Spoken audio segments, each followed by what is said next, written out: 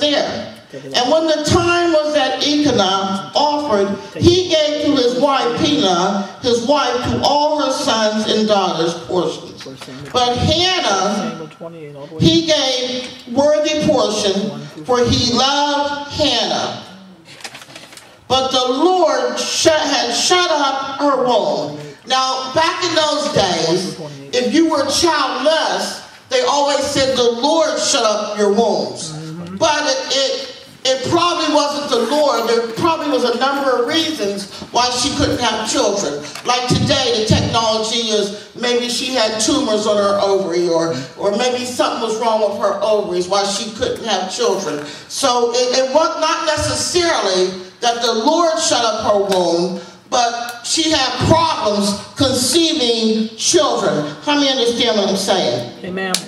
But in these days, with the technology, the medical technology, they would find out why she wasn't able to reproduce. So because Hannah was not able to reproduce, it was considered like a curse.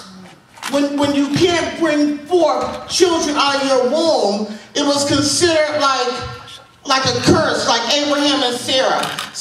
Abraham had every right to put Sarah away. Back then, when women couldn't have children, that was all women's worth, was to have children.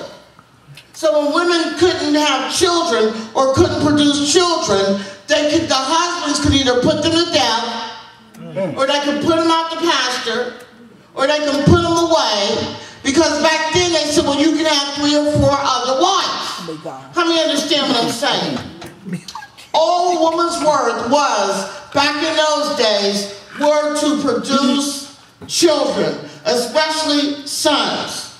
So because Hannah could not reproduce, then she was provoked by the first wife. She was picked on, in other words, by the first wife. It said in her adversary, there's another word, play on words.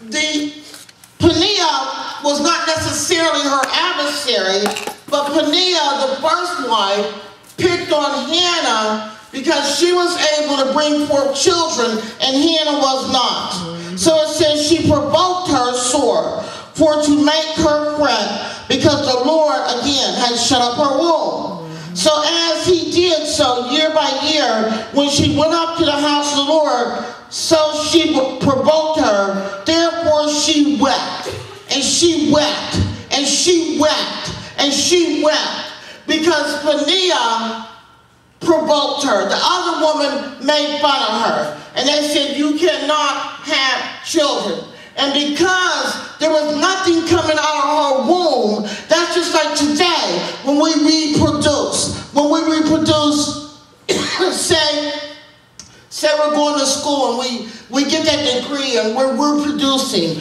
Or per se, when we have churches up under us, like we have 4 or 5, maybe 6 churches up under us, then that's a spirit of reproduction. That's a spirit of they have came out of our womb. They were in my womb for a long time, and then they sprung up out of my womb to go and start their own church, because that's a spirit of reproduction, that the womb had gave forth birth. But because the womb was carrying the reproduction cells, and because Hannah could not reproduce, she couldn't eat, she couldn't sleep, she couldn't do anything. All she could do was weep. All she did was cry.